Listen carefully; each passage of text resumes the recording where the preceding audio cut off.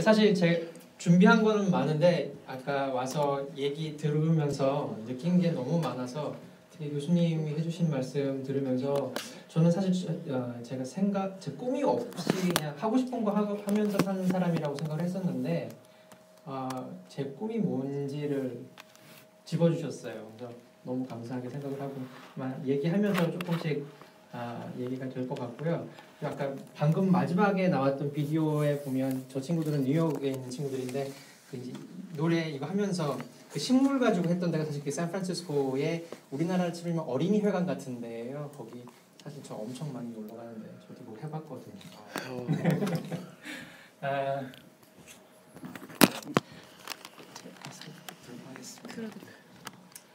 저는 제 이름은 최호준이고요. 저는 홍대에서 시작한 페렌콜 아이스크림이라고 하는 아이스크림 가게 회사의 대표입니다.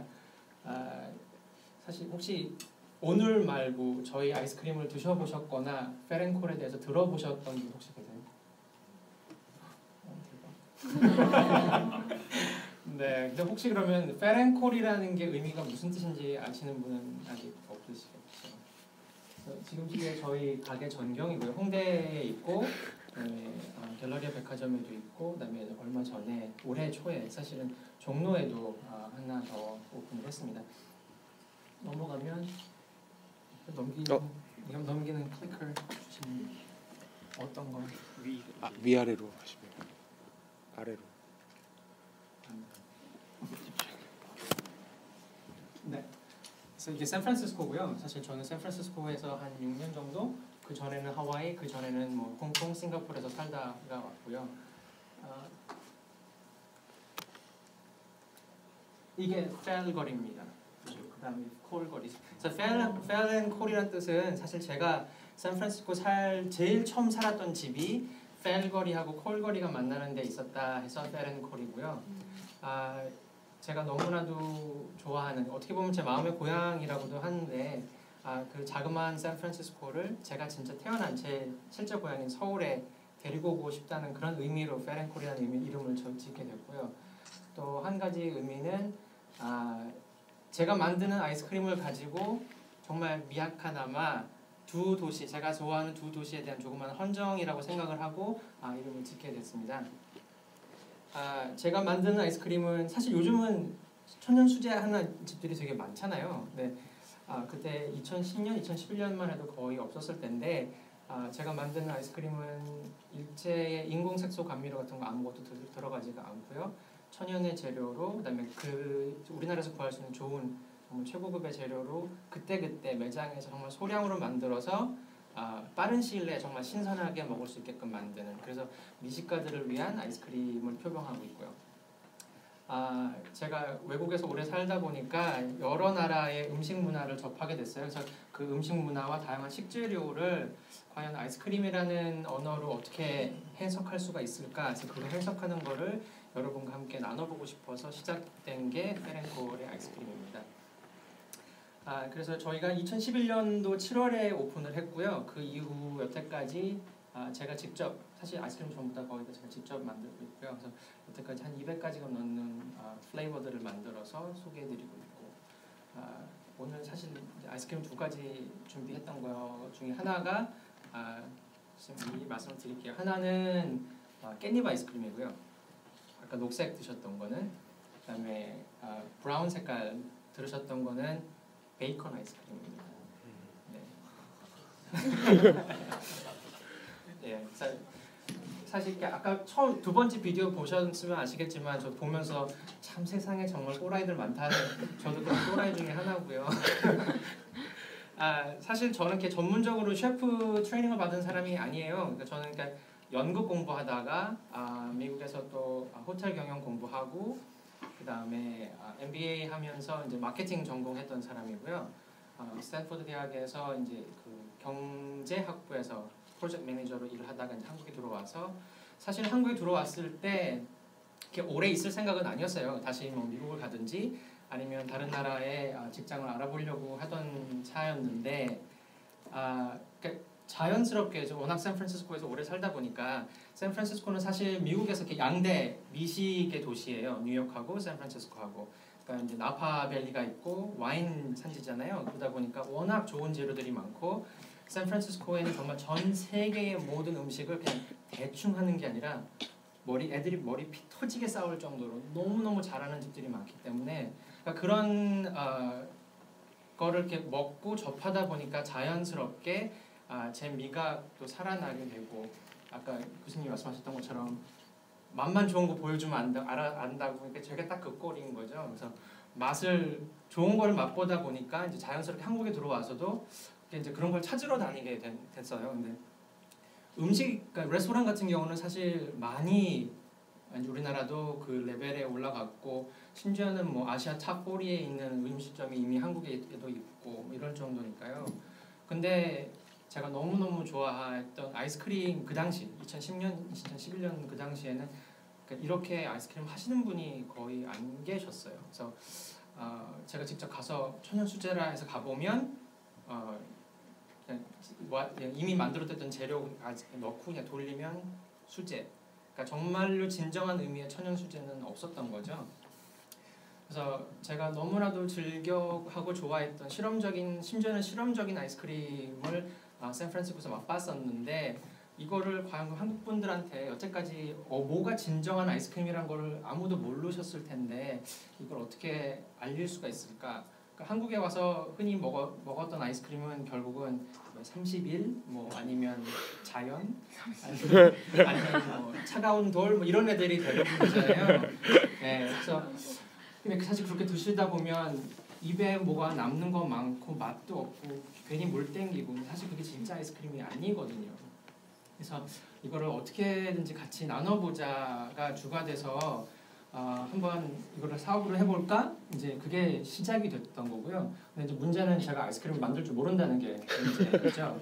그래서 매일 일단 아이템은 잡았으니까 내가 너무나도 좋아하던 거를 같이 나눠보고자 하는 아이템은 잡았는데 그럼 이거를 어떻게 해야 되나? 그래서 매일 집에 이렇게 조그만한 아이스크림 기계 있죠. 집에서 만드는 그거를 사다가 저 혼자 레시피를 개발을 했어요. 그러니까 독학을 한 거죠. 그러니까 어디서 아이스크림을 가르쳐주는 코스도 없고 한국은 그래서 인터넷 말씀하신 대로 인터넷 외국에서 책 다 제가 수입하다가 그다음에 유명한 셰프님들의 블로그 다 들어가서 그거 다 제 나름대로 실험을 해서 하루에 2가지에서 3가지씩 거의 매일 넉 달 돈 엄청 들었습니다. 아이스크림 만드는 재료로 만들어서 나눠드리고 왜냐하면 피드백을 받아야 되기 때문에 그래서 제 나름대로 한 30개 정도의 레시피가 잡혔다라고 생각이 들었을 때 그러면은 한번 해봐도 괜찮겠다 싶어서 이제 홍대에서 정말 4평도 안 되는 자리에서 시작을 했어요. 일단은 마켓을 실험을 해봐야 되니까 그 당시에 아무도 그렇게 하시는 분이 안 계셔서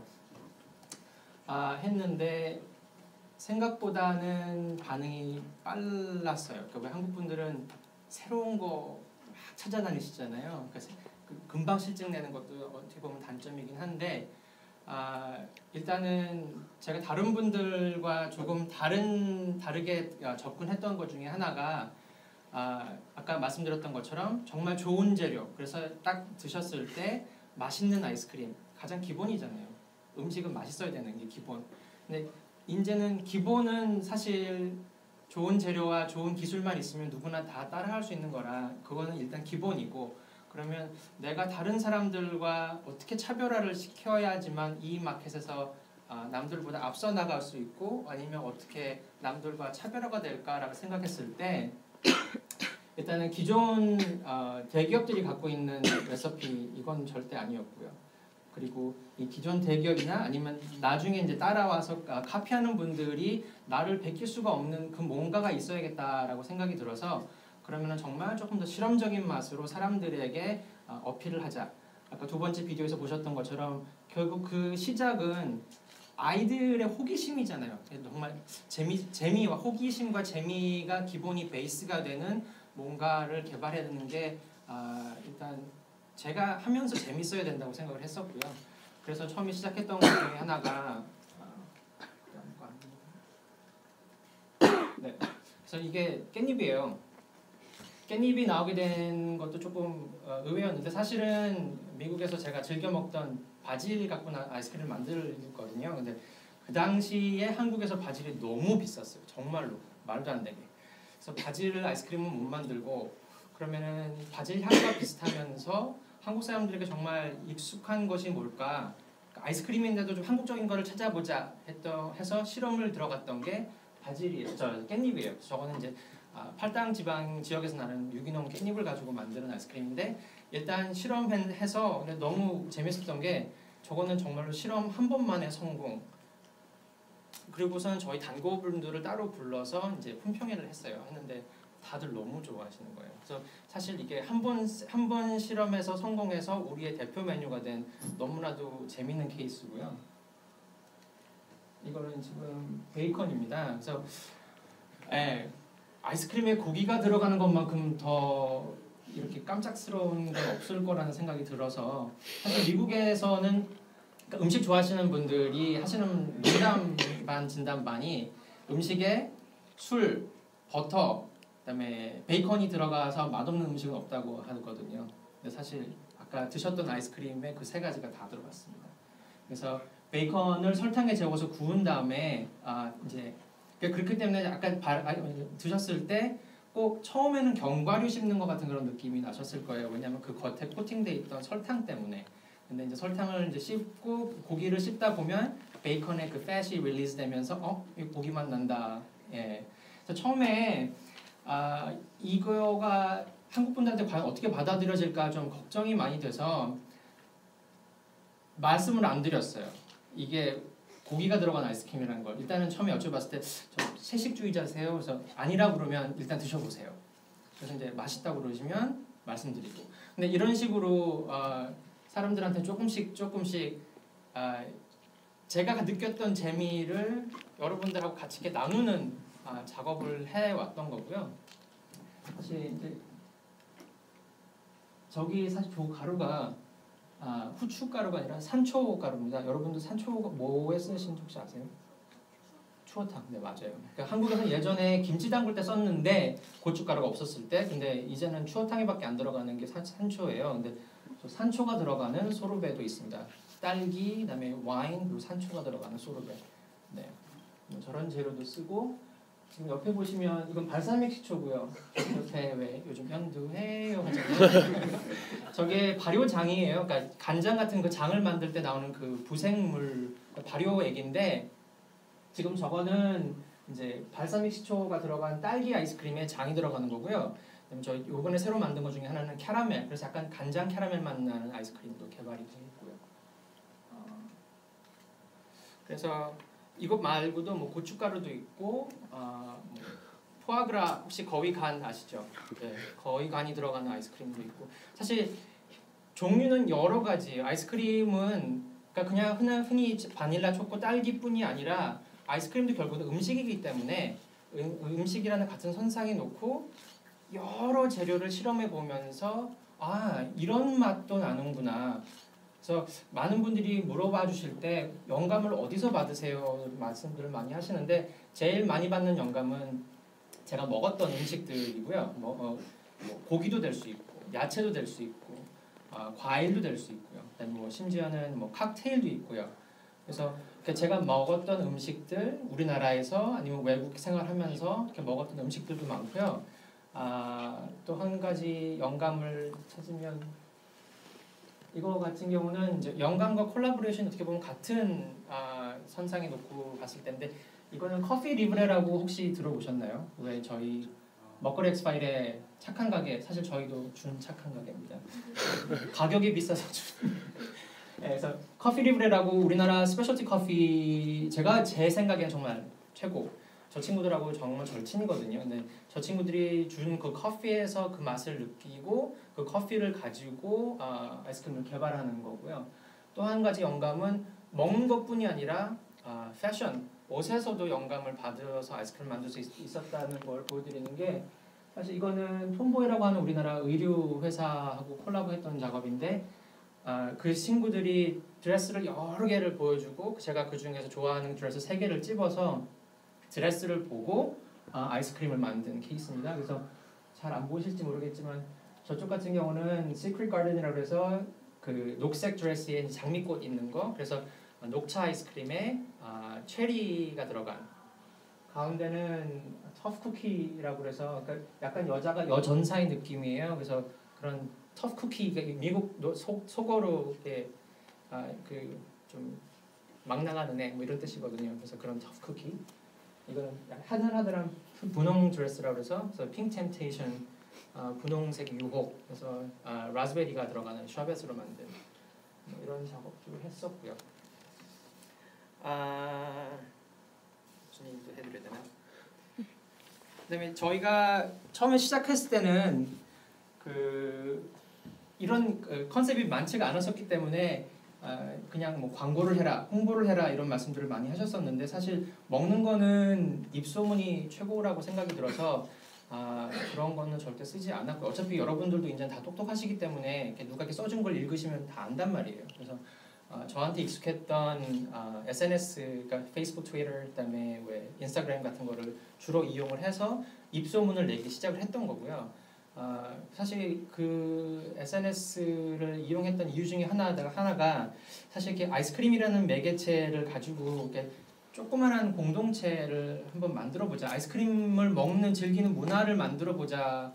좀 거창하죠. 근데 그 당시에는 그런 게 없었기 때문에, 그러니까 흔히 저 어렸을 때만 해도 아이스크림에 대한 추억은 주말에 명화 엄마 아빠랑 투게더 퍼먹는 이런 거밖에 없던 시절인데 제대로 된 아이스크림을 제대로 즐기는 문화를 한번 만들어보자. 근데 그거를 어떻게 보면 좀 건방진 말씀이지만 교육이 필요하잖아요. 모르는 상황이니까. 그래서 그런 거를 1대1로 대화할 수 있다는 가장 큰 장점을 가진 페이스북, 트위터 같은 경우를 정말 적극적으로 이용을 해서 생각지도 않게 여러분들한테 빨리 눈에 띄는 거는 사실이에요. 그래서 여태까지 벌써 3년이 넘어왔고요. 그래서 제가 아까 교수님께서 말씀하신 것처럼 그러고 보니까 꿈이 결국은 제가 좋아하는 거 같이 나눠드리고 싶었던 게 제 꿈이었구나라는 생각이 오늘 들었고요. 그럼 앞으로 지금 내가 가지고 있는 이 꿈이 뭘까라고 생각했을 때 그냥 왜 저희 그 먹거리 파일에서 취재 왔을 때 그냥 농담으로 했던 말 중에 하나가 사실은 아이스크림의 한류가 될 거예요라고 했었는데 명사는 안 된다고 하셨잖아요. 그래서 제가 만들고 제가 즐거워하는 재밌어하는 이거를 한국뿐이 아니라 다른 외국분들하고도 같이 나눌 수 있는 기회를 만들고 싶은 게 제 꿈인 것 같습니다. 그리고 아마 여러분들이 페렌콜 더 이상 안 한대요 라는 얘기를 들으시면 그게 아마 그날로 제가 아이스크림 만드는 거 재미없어서 그냥 그만두는 날이라고 생각하시면 될 것 같아요. 네, 고맙습니다.